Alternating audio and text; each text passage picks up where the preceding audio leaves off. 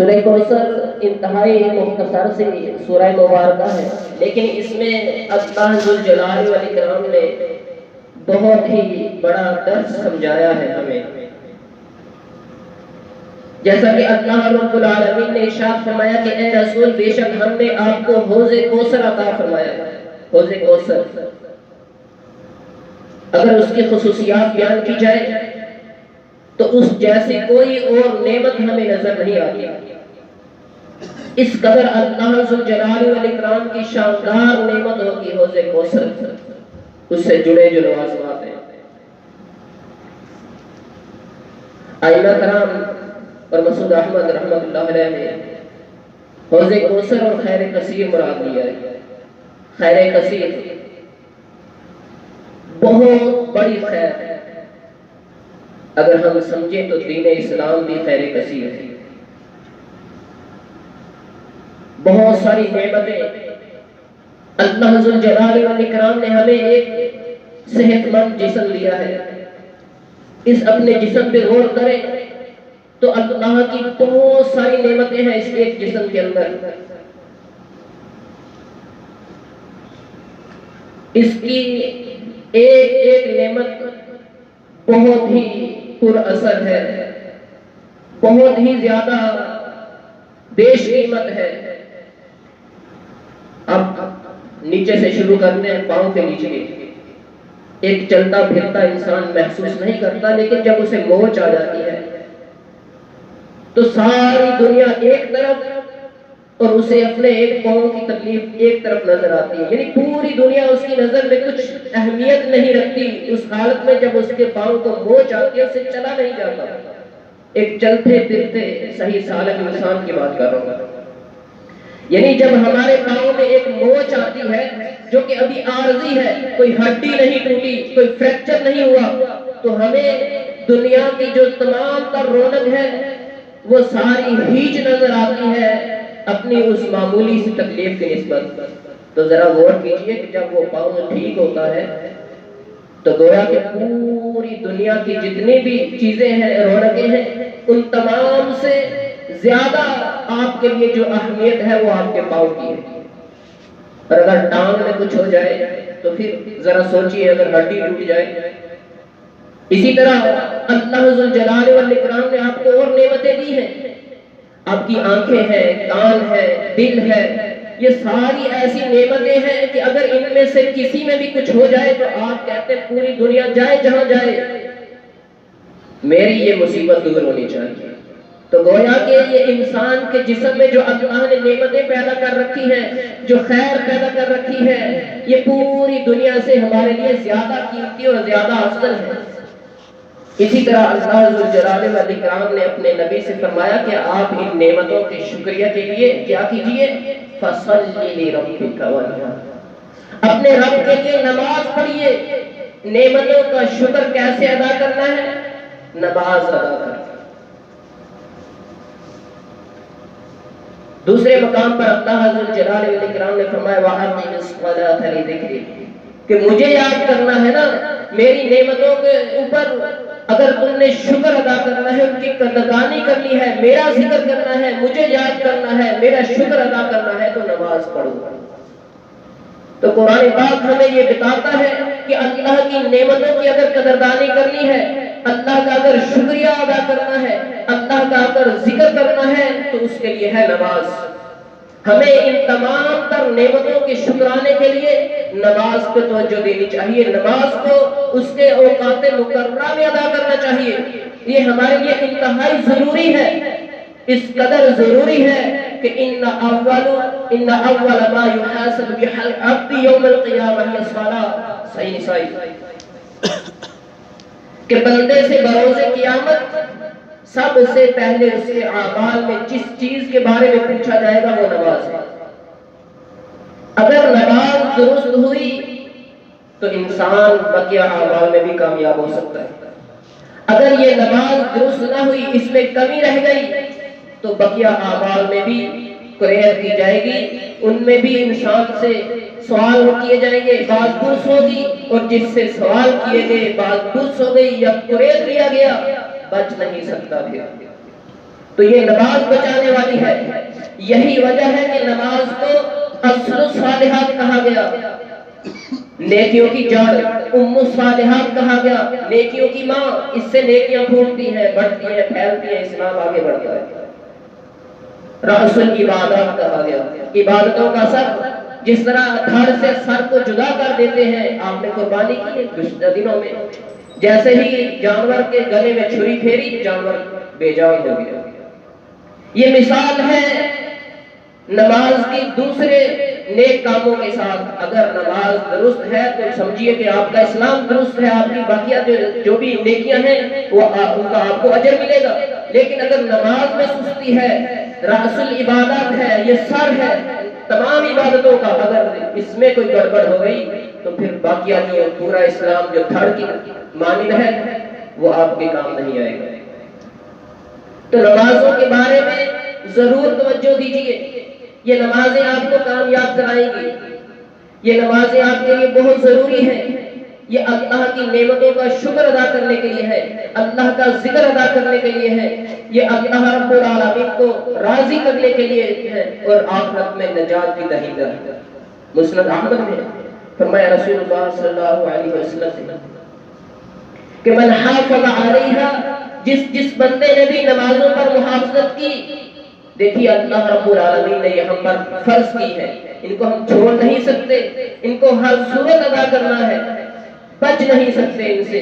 تو جس بندے نے بھی نمازوں کی محافظت کی، کانت لہ نورا و برہانا و نجاۃ یوم القیامہ، وہ اس بندے کے لیے نور ہوگا، آخرت میں روشنی ہوگی، دلیل ہوگی، سرٹیفکیٹ ہوگا جس کی بنیاد پر وہ جنت میں جائے گا. ومن لم یحافظ علیہ، جس بندے نے بھی نماز کی محافظت نہ کی، سستی کی، کاہلی کی، غفلت کی، کبھی پڑھ لی کبھی نہ پڑھتی یا ترک کرتی، جس طرح سے بھی نماز کی محافظت نہ کی، بروز قیامت نہ اس کے لیے کوئی روشنی ہے، نہ کوئی نور ہے، نہ اس کے لیے کوئی نجات ہے. صرف یہی نہیں، وقال مع فرعون وحامان وابی بن خلف، وقال مع فرعون وقارون وحامان وابی بن خلف. وہ دنیا کے بڑے بڑے متکبر ترین، انتہائی گھٹیا ترین انسانوں کے ساتھ اس کا آخرت میں حشر ہوگا. فرعون کے ساتھ، قارون کے ساتھ، حامان کے ساتھ، ابی بن خلف جیسے نامرادوں کے ساتھ اس کا حشر ہوگا. دیکھیے رب نے فرض کی ہے، ضرور پڑھنی ہے. رب نے نعمتیں دی ہیں، ان کے شکریہ کے طور پر ادا کرنی ہے. اگر نہیں کریں گے تو آخرت میں پکڑ ہوگی. اور فرمایا بسم اللہ الرحمن الرحیم فویل للمصلین الذین هم عن صلاتهم ساہون. خرابی ہے ان نمازیوں کے لیے جو اپنی نمازوں میں سستی، کاہلی، غفلت برتتے ہیں. تو اے مسلمین اپنی نمازوں میں سستی نہ کیجیے، اپنی نمازوں میں غفلت نہ کیجیے، اپنی نمازوں پہ خصوصی طور پر توجہ دیجیے. سورہ مریم میں بھی اللہ نے ارشاد فرمایا فخلف من بعدهم خلف اضاعوا الصلاة واتبعوا الشهوات فسوف يلقون غیا، کہ اللہ کے اچھے بندوں کے بعد ان کے ایسے جانشین آئے کہ جنہوں نے نمازوں کو ترک کیا، نمازوں کے معاملے میں سستی اور غفلت میں پڑے، اپنی خواہشات کی پیروی کی. یہ وہ لوگ ہیں کہ جنہیں غیا میں ڈال دیا جائے گا. یہ غیا کیا ہے؟ دوزخ کا گھڑا ہے، جہنم. اللہ رب العالمین نے جو آپ کو نعمتیں دی ہیں، ان نعمتوں کے شکرانے کے لیے نمازیں پڑھیے. نمازیں بہت ضروری ہیں. اگر آپ ان کو پڑھیں گے تو یہ ہے کہ اللہ کے حکم پر عمل کریں گے. دوسرا یہ کہ آپ کا فرض ادا ہو جائے گا. تیسرا یہ کہ ان کے بہت سارے فائدے ہیں. ایک نماز جب آپ 5 وقت پڑھتے ہیں، صحیح بخاری میں ہے 25 سے 27 درجے اس کا زیادہ ثواب ملتا ہے. اور پھر جب آپ امام کے ساتھ ملتے ہیں، آپ کو آمین ملتی ہے 2 بار. 4 بار اگر 4 رکعت کی ہے تو ربنا لک الحمد ملتی ہے. 2 رکعت ہے 2 بار ملتی ہے. تو یہ ایسے کلمات ہیں، صحیح بخاری صحیح مسلم گواہ ہے کہ ان موقعوں پر کہا جاتا ہے غفر لہ ما تقدم من ذنبہ، کہ اے بندے تیری خطائیں معاف ہو گئی، گناہ معاف ہو گئے، گزشتہ گناہ. تو دوستو نمازوں کو پڑھیے، اللہ کا حکم ہے اس پہ عمل کیجیے. اللہ کے ذکر کے لیے، اللہ کے شکر کے لیے، اللہ کی نعمتوں کے شکرانے کے لیے، اور ساتھ ساتھ اجر بھی پائیے. وَأَقُولُ قَوْلِي هَٰذَا وَأَسْتَغْفِرُ اللَّهَ لِي وَلَكُمْ.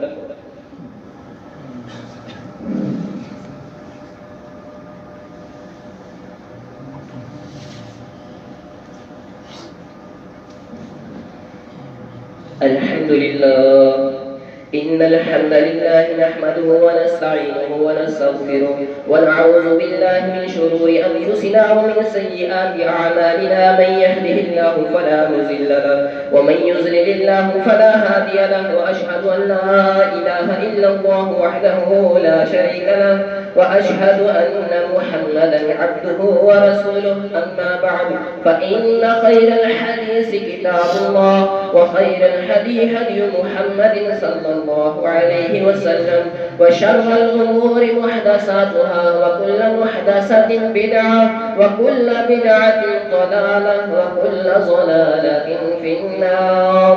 اللهم صل على محمد وعلى آل محمد كما صليت على إبراهيم وعلى آل إبراهيم إنك حميد مجيد.